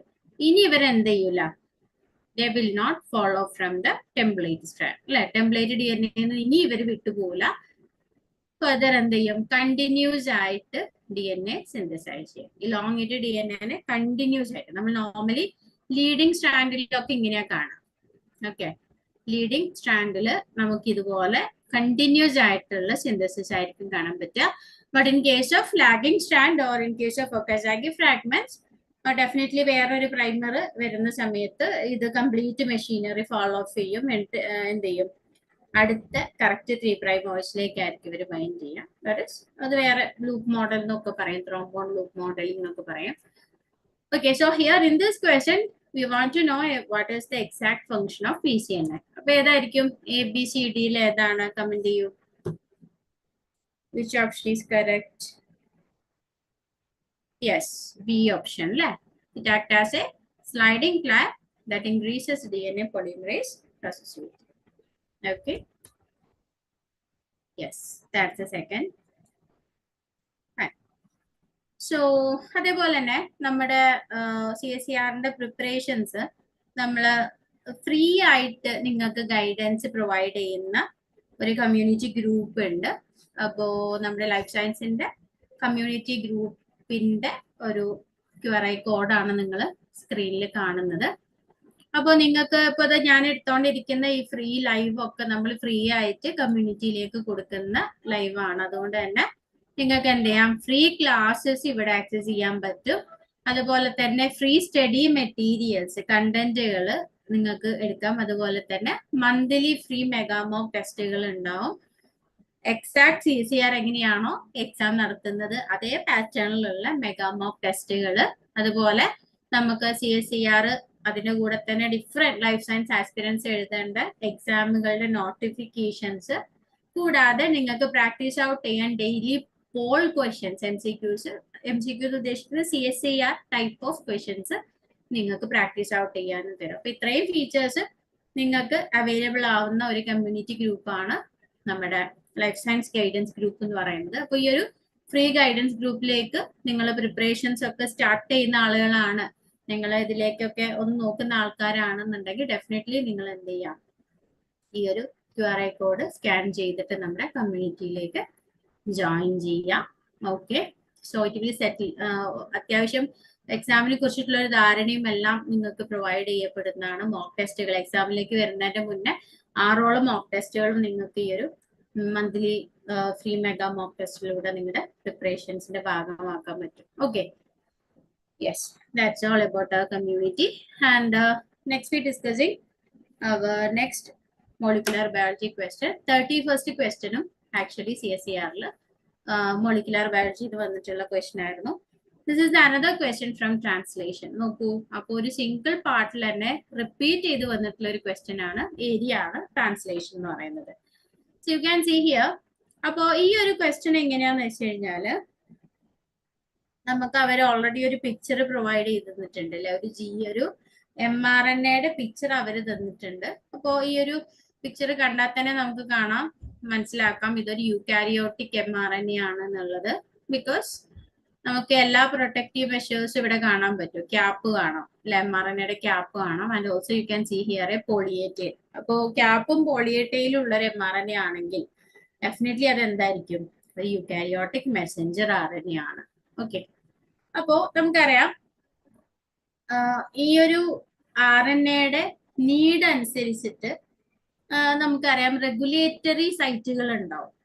നമ്മൾ അപ്സ്ട്രീമേഡ് അല്ലെങ്കിൽ ഡൗൺവേർഡ് ഒക്കെ ആയിട്ടുള്ള റെഗുലേറ്റിംഗ് സീക്വൻസുകൾ ഉണ്ടാവും. അപ്പോൾ അതിൽ പെടുന്ന ഒരു സെഗ്മെന്റ് ആണ് നമ്മൾ UORF എന്ന് പറയാം, അതായത് അപ്സ്ട്രീം ഓപ്പൺ റീഡിംഗ് ഫ്രെയിം എന്ന് പറയും. Okay, upstream open reading frame UORF എന്ന് പറയും. അപ്പൊ നമ്മളോട് ക്വസ്റ്റനിൽ ചോദിച്ചിട്ടുള്ളത് ഈസ്റ്റിലെ, ഓക്കെ, ഈസ്റ്റ് ഒരു യൂകാരിയോട്ടിക് ഓർഗാനിസം ആണ്. അപ്പോൾ ഈസ്റ്റിലെ ഒരു ജീൻ ഉണ്ട്, that gene is Y. Okay, അപ്പോ ആ ജീൻ Y ട്രാൻസ്ക്രൈബ് ചെയ്ത് പുറത്ത് വന്നിട്ടുള്ള ജീൻ Yയുടെ mRNA ആണ് നമുക്ക് ഈ ഒരു ക്വസ്റ്റ്യനകത്ത് തന്നിട്ടുള്ളത്. So with the structure is Sean below. So here both the upstream open reading frame and the coding region of gene Y have start and stop codon. That is, നമ്മൾ already നമുക്കറിയാം ഏതൊരു ജീനിലാണെങ്കിലും നമുക്ക് open reading frames ഉണ്ടാവും, ORFകൾ ഉണ്ടാവും. അത് പ്രൊകാരിയോട്ടിക്സിന്റെ കേസിലാണെങ്കിൽ we have multiple ORFകൾ ഉണ്ട്, അല്ലെങ്കിൽ നമ്മൾ അതിനെ എന്താ പറയാ, പോളിസിസ്ട്രോണിക് കണ്ടീഷൻ എന്നാ പറയാ in case of പ്രൊകാരിയോട്ട്. Okay, but in case of eukaryote എന്താണ്, ഇത് മോണോസിസ്ട്രോണിക് ആണ് നോർമൽ കേസിൽ വരെ. അതായത് ഏതൊരു mRNA സ്റ്റാർട്ട് ചെയ്യുന്ന ഭാഗത്ത് ഇതൊരു ജീനാണ് അല്ലെ, ആ ഒരു പോർഷന്റെ അവിടെ ഒരു സ്റ്റാർട്ട് കോഡോൺ ഉണ്ടാവും, അതുപോലെ എൻഡില് ഒരു സ്റ്റോപ്പ് കോഡോൺ ഉണ്ടാവും. അതനുസരിച്ചിട്ടാണ് ട്രാൻസ്ലേഷൻ ഇനീഷ്യേറ്റ് ചെയ്യുന്നതും നോർമൽ കേസിൽ അത് ടെർമിനേറ്റ് ചെയ്യപ്പെടുന്നതും അങ്ങനെയാണ്. അപ്പോൾ നമുക്ക് ഈ തന്നിട്ടുള്ള Y എന്ന് പറയുന്ന ജീനിന്റെ കേസിൽ അപ്സ്ട്രീമിലായിട്ട്, അതായത് നോർമൽ ജീനിന്റെ സ്റ്റാർട്ട് കോഡോണിന്റെ തൊട്ട് മുന്നേ ആയിട്ട് we have find A UORF അഥവാ അപ്സ്ട്രീം ഓപ്പൺ റീഡിംഗ് ഫ്രെയിം കാണാം. അപ്പോൾ ഈ ഒരു അപ്സ്ട്രീം റീഡിംഗ് ഫ്രെയിമിനും എന്തുണ്ട്, ഈ ORFനും ഒരു സ്റ്റാർട്ട് കോഡോൺ ഉണ്ടാവും, അതുപോലെ തന്നെ ഒരു സ്റ്റോപ്പ് കോഡോൺ ഉണ്ടാവും. ഇത് ആക്ച്വലി റെഗുലേറ്ററി മെക്കാനിസം. അപ്പൊ ഈ ജീൻ Y നമ്മുടെ ബോഡിയിൽ സിന്തസൈസ് ചെയ്യണ്ട എന്നുള്ളൊരു ഇൻഫർമേഷൻ കിട്ടിക്കഴിഞ്ഞാൽ അപ്പോ ഈ ഒരു ORF റീജിയൻ മാത്രമായിരിക്കും ട്രാൻസ്ലേറ്റ് ചെയ്യുക, എങ്ങോട്ടേക്ക് പോവില്ല, it's not going to exact ജീനിന്റെ കോഡ് ചെയ്യേണ്ട സ്റ്റാർട്ട് കോഡോണിലേക്ക് റൈബോസോം എത്തൂല, അതിന് മുന്നേ തന്നെ ഇവർ എന്ത് ചെയ്യും, ആകെ പോകും. അപ്പൊ നമ്മളോട് ക്വസ്റ്റ്യനിൽ ചോദിച്ചിട്ടുള്ളത് ഇവിടെ we want to maximize the translation of gene Y. ഈ ജീൻ Yന്റെ ട്രാൻസ്ലേഷൻ നമുക്ക് മാക്സിമം ട്രാൻസ്ലേറ്റ് ചെയ്ത് ജീൻ Y എക്സ്പ്രസ് ചെയ്തിട്ട് we want to make more protein from this mRNA. So ഇവിടെ മാക്സിമൈസ് ചെയ്യാണ്, ട്രാൻസ്ലേഷൻ മാക്സിമം ഇൻക്രീസ് ചെയ്യണം. അപ്പൊ അങ്ങനത്തെ ഒരു കണ്ടീഷൻ വരണമെങ്കിൽ ഈ mRNAയുടെ ഏത് പോർഷനാണ് നമ്മൾ റിമൂവ് ആക്കേണ്ടത് എന്നുള്ളതാണ്. ക്യാപ്പ് ആണോ, ORFന്റെ സ്റ്റാർട്ട് കോഡോൺ ആണോ, അല്ലെങ്കിൽ അപ്സ്ട്രീം ORFന്റെ സ്റ്റോപ്പ് കോഡോൺ ആണോ, ഒരു പോളിയേറ്റൈൽ ആണോ, ഇതിലേത് റിമൂവ് ചെയ്താലാണ് നമുക്ക് മാക്സിമം എന്ത് കിട്ടുക, ട്രാൻസ്ലേഷൻ ഓഫ് ജീൻ Y കിട്ടുക എന്നുള്ളതാണ് ക്വസ്റ്റ്യൻ വന്നിട്ടുള്ളത്. സോ നമുക്ക് അതിന്റെ ഒരു എക്സാക്ട് ഇതിലേക്ക് നോക്കാം.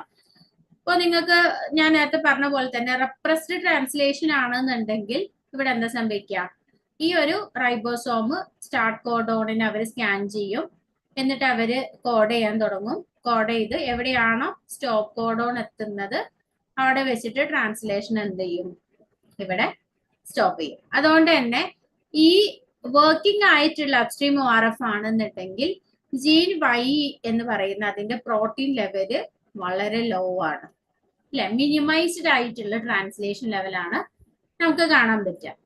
പക്ഷെ നമ്മൾ നേരത്തെ പറഞ്ഞു ഡിഫറെന്റ് ഏത് റീജിയൻ റിമൂവ് ചെയ്താലാണ് ഇവിടെ ട്രാൻസ്ലേഷൻ കൂടുക. ഇപ്പൊ നമ്മൾ ക്യാപ് റീജിയൻ ആണ് റിമൂവ് ചെയ്യുന്നത് എന്നുണ്ടെങ്കിൽ ഇവിടെ എന്ത് സംഭവിക്കൂല, RNA പോളിമറേസിന് വന്നിട്ട് ബൈൻഡ് ചെയ്യാൻ പറ്റൂല, ഇവൻ ട്രാൻസ്ലേഷനേ നടക്കൂല. ഇപ്പൊ ക്യാപ്പിന് റിമൂവ് ചെയ്താലും പ്രോട്ടീന്റെ ട്രാൻസ്ലേഷൻ ലെവല് കുറവായിരിക്കും. ഇനി പോളി എ ടെയിലിന് റിമൂവ് ചെയ്താലോ, that is also the same effect. ഇതിന്റെ പ്രോട്ടീൻ ലെവൽ വളരെ കുറവാണ്. കാരണം ഈ ഒരു ക്യാപ് റീജിയനും പോളി എ റീജിയനും ആയിട്ടൊക്കെ ബൈൻഡ് ചെയ്യുന്ന റെക്കഗ്നീഷൻ സൈറ്റുകൾ എവിടെയുണ്ട്, ഇനീഷ്യേഷൻ ഫാക്ടേഴ്സുകൾ ഉണ്ട്. ആ ഫാക്ടേഴ്സ് ആണ് റൈബോസോമിന്റെ ബൈൻഡിങ്ങിനൊക്കെ ഹെൽപ്പ് ചെയ്യുക. അപ്പോൾ ക്യാപ്പ് ആയാലും പോളിയടൈൽ ആണെങ്കിലും അതൊക്കെ റിമൂവ് ആക്കി കഴിഞ്ഞാൽ അവിടേക്ക് എന്ത് ചെയ്യാൻ പറ്റില്ല, ഇനീഷ്യേഷൻ ഫാക്ടേഴ്സിന് ബൈൻഡ് ചെയ്യാനോ അവർക്ക് റൈബോസോമിലേക്ക് ഈ ഒരു mRNA കൊണ്ടുവരാനോ പറ്റൂല. അപ്പോഴൊക്കെ ഈ ജീൻ വൈന്റെ പ്രോട്ടീൻ ലെവല് അതിന്റെ ട്രാൻസ്ലേഷൻ ലെവല് വളരെ നമ്മൾ ഈ ഗ്രാഫിൽ ഫസ്റ്റ് ഗ്രാഫിൽ കാണുന്ന പോലെ തന്നെ വളരെ കുറവായിരിക്കും. ക്ലിയർ ആണല്ലോ. വെരി വെരി ലോ ട്രാൻസ്ലേഷൻ ആയിരിക്കും നമ്മൾ ക്യാപ്പ് റിമൂവ് ചെയ്താലും പോളി എ റിമൂവ് ചെയ്താലും അല്ല ഏത് പോർഷൻ റിമൂവ് ചെയ്താലും നമുക്ക് കിട്ടാൻ പോകുന്നത്. When we R focusing own start codon, നമ്മൾ എന്ത് ചെയ്യാൻ പോവാ, ഇവിടെ സ്റ്റാർട്ട് കോഡോൺ ആണ് ഇവിടെ റിമൂവ് ആക്കിയത് എന്ന് വിചാരിക്കുക. അപ്പോ ഈ സ്റ്റാർട്ട് കോഡോൺ ഇവിടെ ഇല്ലാത്തതുകൊണ്ട് തന്നെ ഇവിടെ എന്ത് നടക്കൂല, ട്രാൻസ്ലേഷൻ എന്താ പറയാ, അമിനോ ആസിഡിന്റെ അഡീഷൻ ഇവിടെ നടക്കൂല. ഓക്കെ, ഇവിടേക്ക് ആണെങ്കിൽ ഈ സ്റ്റേജിൽ എത്തി സ്റ്റാർട്ട് കോഡോണോ ആയിട്ട് ബൈൻഡ് ചെയ്ത് കഴിഞ്ഞാൽ, കൊസാക്ക് സീക്വൻസും ആയിട്ട് ബൈൻഡ് ചെയ്ത് കഴിഞ്ഞാൽ ഇവിടെ കറക്റ്റ് അമിനോ ആസിഡ്സ് വന്നിട്ട് ബൈൻഡ് ചെയ്യാൻ തുടങ്ങും. പക്ഷെ ഇവിടെ നമ്മൾ സ്റ്റാർട്ട് കോഡോൺ AUG എന്നാ പറയാ അല്ലെ, മെത്തിയോണിൻ ആണ് മോസ്റ്റ് പ്രോബബ്ലി സ്റ്റാർട്ട് കോഡോൺ ആവാറുള്ളത്. അപ്പോൾ ആ AUG തൊട്ട് അങ്ങോട്ടുള്ള അമിനോ ആസിഡുകൾ വരുമ്പോ എന്ത് ചെയ്യും, ഇവിടെ ട്രാൻസ്ലേഷൻ തുടങ്ങും എന്നുള്ളതാണ്. പക്ഷെ ഇവിടെ നമ്മള് സ്റ്റാർട്ട് കോഡോണിനെ റിമൂവ് ആക്കി കഴിഞ്ഞാല് റൈബോസോമുകൾ ജസ്റ്റ് ഇതിലൂടെ സ്കാൻ ചെയ്തു പോവുകയേ ചെയ്യുള്ളൂ, അമിനോ ആസിഡിന്റെ അഡീഷൻ സ്റ്റാർട്ട് ചെയ്യൂല. ഇത് സ്റ്റാർട്ട് ചെയ്യാൻ പോകുന്ന എപ്പോഴാ, എക്സാക്ട് ജീൻ വൈന്റെ സ്റ്റാർട്ട് കോഡോൺ എപ്പോഴാണോ എൻകൗണ്ടർ ചെയ്യുന്നത് അവിടെ ഒരു AUG ഉണ്ടാവും അല്ലെ. ആ AG ആയിട്ട്, അതായത് കൊസാക് സീക്വൻസ്, ആ AGയുമായിട്ട് ഇവരുടെ സ്പെസിഫിക് RNAs ബൈൻഡ് ചെയ്യും. അതിനുശേഷമായിരിക്കും ആദ്യത്തെ അമിനോ ആസിഡ് വന്നിട്ട് ബൈൻഡ് ചെയ്യുക. And further different amino acids bind ചെയ്തിട്ട് അവിടെ പെപ്റ്റൈഡുകൾ ഉണ്ടാക്കും അല്ലെ. അതുകൊണ്ട് തന്നെ ഇവിടെ നമുക്ക് കാണാൻ പറ്റും മാക്സിമൈസ്ഡ് ആയിട്ടുള്ള ജീൻ വൈന്റെ പ്രോട്ടീൻസ് നമുക്ക് ഇവിടെ പ്രൊമോട്ട് ചെയ്യാൻ പറ്റും. അതുകൊണ്ട് നമ്മൾ ഇവിടെ റിമൂവ് ചെയ്യാൻ നിങ്ങൾ ആലോചിക്കുന്നുണ്ടാവും, സ്റ്റോപ്പ് കോഡോൺ റിമൂവ് ആക്കിയാലോ എന്നൊക്കെ ആലോചിക്കുന്നുണ്ടാവും. അത് ഇവിടെ സിഗ്നിഫിക്കന്റ് അല്ല എന്നുള്ളതാട്ടോ. സ്റ്റാർട്ട് കോഡോൺ ഇവിടെ അമിനോ ആസിഡ് സിന്തസിസ് എന്ത് ചെയ്യും, സ്റ്റാർട്ട് കോഡോൺ ഉണ്ടെങ്കിൽ ഇവിടെ സ്റ്റാർട്ട് ചെയ്യപ്പെടും എന്നുള്ളതാണ്. അതിനെ നമുക്ക് റിമൂവ് ആക്കി ജീൻ വൈ വെച്ചാൽ ഇവിടെ നമ്മൾ സ്റ്റോപ്പ് കോഡോൺ റിമൂവ് ചെയ്ത് കഴിഞ്ഞാല് ഇവിടുന്നാണ് ഫസ്റ്റ് മെത്തിയോണിന് സ്റ്റാർട്ട് ചെയ്യുന്നത് ഈ പോയിന്റ് എന്നാവും. അങ്ങനെ സ്റ്റാർട്ട് ചെയ്ത് ഇവിടെ വേറൊരു മെത്തിയോണിനെ ഇൻകോർപ്പറേറ്റ് ചെയ്യും. അപ്പൊ ഇവിടെ നമുക്ക് ഉണ്ടാവുന്ന പ്രോട്ടീൻ എന്ന് പറഞ്ഞു കഴിഞ്ഞാൽ, അതായത് ഞാൻ പറയുന്നത് സ്റ്റോപ്പ് കോഡോൺ റിമൂവ് ചെയ്തിട്ടുള്ള കണ്ടീഷൻ ആണ് കേട്ടോ. സ്റ്റോപ്പ് കോഡോൺ നമ്മൾ ഇവിടെ റിമൂവ് ചെയ്ത് കഴിഞ്ഞാല് ആക്ച്വലി ഇവിടെ ജീൻ വൈയിൽ ഉണ്ടാവേണ്ട പെപ്റ്റൈഡിനേക്കാൾ എക്സ്ട്രാ കുറെ അമിനോ ആസിഡ്സ് ഇവിടെ ഓൾറെഡി ആഡപ്പ് ചെയ്തിട്ടുണ്ടാവും. അതുകൊണ്ട് തന്നെ ഈ ജീൻ വൈന്റെ പ്രൊഡക്റ്റ് ആവില്ല, അവിടെ പ്രോട്ടീൻ സിന്തസിസ് നടക്കും. ബട്ട് ജീൻ വൈ ഉണ്ടാക്കുന്ന പ്രോട്ടീൻ എന്താണോ ആ പ്രോട്ടീന്റെ പ്രൊഡക്ഷൻ അവിടെ ഉണ്ടാവില്ല. അവിടെ അപ്പോഴും നമുക്ക് ഫസ്റ്റ് ഗ്രാഫാ കിട്ടുക. ജീൻ വൈന്റെ പ്രൊഡക്റ്റ് അവിടെ കുറവായിരിക്കും, ബട്ട് പ്രോട്ടീൻ സിന്തസിസ് കണ്ടിന്യൂ നടക്കുന്നുണ്ടാവും. ബട്ട് ജീൻ വൈ എന്ന് പറയുന്ന ഒരു ജീനിന്റെ പ്രോട്ടീൻ ആയിരിക്കൂല അവിടെ സിന്തസൈസ് ചെയ്യുന്നുണ്ടാവുക. ഓക്കെ, അതാണ് സ്റ്റോപ്പ് കോഡോൺ റിമൂവ് ചെയ്ത് കഴിഞ്ഞാൽ ഉണ്ടാവുന്ന ഒരു എഫക്ട് എന്ന് പറയുന്നത്. അപ്പൊ എനിവേ നമുക്ക് ACD ഓപ്ഷൻസ് ഇവിടെ നമുക്ക് റോങ് ആണ്. നമുക്ക് മാക്സിമൈസ് ചെയ്യാൻ പറ്റുന്ന ഏക പോർഷൻ എന്ന് പറയുന്നത് സ്റ്റാർട്ട് കോഡോണിനെ റിമൂവ് ചെയ്ത് കഴിയുമ്പോഴാണ്. Okay, that's it. Then last question ആണ് നമ്മുടെ ഡിസംബർ 25 ചോദിച്ചിട്ടുള്ള ലാസ്റ്റ് ക്വസ്റ്റ്യൻ എന്ന് പറയുന്നത് which one of the enzymatic activities is not present in bacterial Rec A എന്നാണ്. അപ്പോ ബാക്ടീരിയൽ റെക് എ എന്ന് പറയുന്നത് is one of the important protein which is involve in SOS response എന്ന് പറയും. അതായത് DNA ഡാമേജ് റിലേറ്റഡ് ആയിട്ട് വരുന്ന അല്ലെങ്കിൽ DNA റിപ്പയർ മെക്കാനിസം ആയിട്ട് ബന്ധപ്പെട്ട് വരുന്ന ഒരു ഏരിയ എന്നാണ് ഇവര് ബാക്ടീരിയൽ റെക്കയുടെ സ്ട്രക്ചർ വെച്ചിട്ട് അല്ലെങ്കിൽ അതിന് എൻസൈമാറ്റിക് ആക്ടിവിറ്റി റിലേറ്റഡ് ആയിട്ട് ചോദിച്ചിട്ടുള്ളത് SOS റെസ്പോൺസ് എന്നാണ് പറയാം. ഓക്കെ, അതായത് നമ്മള് മ്യൂട്ടേഷൻ ഒക്കെ നമ്മൾ ഓൾറെഡി പഠിച്ചിട്ടുണ്ടാവും. DNA ഡാമേജുകളൊക്കെ നമുക്കറിയാം. അപ്പോൾ DNA എന്തെങ്കിലും സ്പെസിഫിക് ആയിട്ടുള്ള ഒരു ഡാമേജ് എന്താ പറയാ ഓൾറെഡി ഇൻകോപ്പറേറ്റ് ചെയ്തു. ഇപ്പൊ നമ്മള് ഫോർ എക്സാമ്പിൾ എത്തിഡിയം ബ്രോമൈഡോ അങ്ങനെ എന്തെങ്കിലുമൊക്കെ ഒരു മ്യൂട്ടാജന് DNA-ക്ക് അകത്ത് എത്തി, DNA ഇസ് ബ്ലോക്ക്ഡ്, DNA-യുടെ റെപ്ലിക്കേഷൻ നടക്കുന്നില്ല, അവിടെ വെച്ചിട്ട് കംപ്ലീറ്റ്ലി ഹോൾട്ടായി നിൽക്കുന്ന സ്റ്റോപ്പായി സ്റ്റെക്കായ സെല്ല് നിൽക്കുന്ന സമയത്ത് ബൈപ്പാസ് ചെയ്യാൻ വേണ്ടിയിട്ട് അല്ലെങ്കിൽ ആ ഒരു സിറ്റുവേഷനെ എങ്ങനെങ്കിലും മറികടക്കാൻ വേണ്ടിയിട്ട് ഇവിടെ ബാക്ടീരിയൽ സെല്ലുകൾ കാണിക്കുന്ന ഒരു റെസ്പോൺസ് ആണ് SOS റെസ്പോൺസ് എന്ന് പറയാം. അപ്പോൾ SOS എന്ന് പറയുന്ന ഒരു കണ്ടീഷൻ ഉണ്ടായിക്കഴിഞ്ഞാൽ, ആ ഒരു സ്റ്റിമുലസ് ഉണ്ടായിക്കഴിഞ്ഞാൽ അതിന്റെ റെസ്പോൺസിന്റെ ഭാഗമായിട്ട് ഇവിടെ ഫസ്റ്റ് ആക്ട് ചെയ്യുന്ന ഇമ്മീഡിയറ്റ് ആക്ഷൻ എടുക്കുന്ന പ്രോട്ടീൻ ആണ് റെക് എ പ്രോട്ടീൻ എന്ന് പറയുന്നത്. So major of its role എന്ന് പറയുന്നത് ഞാൻ ഈ പറഞ്ഞ പോലെ SOS റെസ്പോൺസ് റിപ്പയർ മെക്കാനിസത്തിലാണ്. പാർഷ്യൽ ആയിട്ടുള്ള റോള് വരുന്നത് റീകോമ്പിനേഷൻ മെക്കാനിസത്തിലാണ്. നമുക്കറിയാം ഗ്യാമേറ്റ്സിന്റെ ഒക്കെ ഫോർമേഷൻ നടക്കുമ്പോൾ മെയിൽ ആൻഡ് ഫീമെയിൽ ഓവം ആണെങ്കിലും സ്പേം ആണെങ്കിലും അതിന്റെയൊക്കെ ഫോർമേഷൻ നടക്കുന്ന സമയത്ത് we know that the recombination is occurring, crossing over is occurring അല്ലെ, ഒക്കെ നടക്കുന്നുണ്ട്. അപ്പോൾ ആ ഒരു സമയത്ത് അല്ലെങ്കിൽ അതിന്റെ ഹോമോലോഗസ് ക്രോമസോമുകളെ കണ്ടെത്താനും ബൗണ്ട് ചെയ്യാനും ഒക്കെ ഹെൽപ്പ് ചെയ്യുന്ന ഒരു പ്രോട്ടീനാണ് ബാക്ടീരിയൽ റെക് എ പ്രോട്ടീൻ എന്ന് പറയുന്നത്. സോ ഈ ഒരു പ്രോട്ടീനിൽ പ്രസന്റഡ് അല്ലാത്ത എൻസൈമാറ്റിക് ആക്ടിവിറ്റി ആണ് ചോദിച്ചിട്ടുള്ളത്. സോ ഇവിടെ ഇവര് 4 എൻസൈമാറ്റിക് ആക്ടിവിറ്റീസ് തന്നിട്ടുണ്ട്. First one is ATP hydrolysis activity. B ഓപ്ഷനിൽ തന്നിട്ടുള്ളത് സ്ട്രാൻഡ് എക്സ്ചേഞ്ച് ആക്ടിവിറ്റി ആണ്. അതായത് DNA-യുടെ സ്ട്രാൻഡുകൾ അങ്ങോട്ടും ഇങ്ങോട്ടും സ്ട്രാൻഡ് എക്സ്ചേഞ്ച് ചെയ്യാനുള്ള കപ്പാസിറ്റി ഉണ്ട്. ന്യൂക്ലിയോലിറ്റിക് ആക്ടിവിറ്റി എന്ന് പറഞ്ഞാൽ DNA-നെ കട്ട് ചെയ്യാനുള്ള ആ ഒരു ആക്ടിവിറ്റി ആണ്. പ്രോട്ടിയോലിറ്റിക് എന്ന് പറഞ്ഞാൽ പ്രോട്ടീൻസിനെ റിമൂവ് ആക്കുക, പ്രോട്ടീൻസിനെ ഡൈജസ്റ്റ് ചെയ്യുന്ന ആക്ടിവിറ്റി ആണ് പ്രോട്ടിയോലിറ്റിക് ആക്ടിവിറ്റി. എനിവേ നമ്മൾ ഈ പിക്ചറിൽ കാണുന്ന പോലെ തന്നെ എ ഓപ്ഷനിൽ പറഞ്ഞ പോലെ റെക് എ പ്രോട്ടീൻ എന്ത് ആക്ടിവിറ്റി ഉണ്ട്? They have ATP hydrolysis activity. അതെ, അവരെന്ത് കാണിക്കുന്നുണ്ട്? ATP ഹൈഡ്രോളിസിസ് ആക്ടിവിറ്റി ഇവർ കാണിക്കുന്നുണ്ട്. അപ്പോൾ ATP ഹൈഡ്രോളിസിസ് ആക്ടിവിറ്റി ഇവര് എവിടെയാണ് കാണിക്കുന്നത് എന്നുള്ളതാണ്. So we can see here.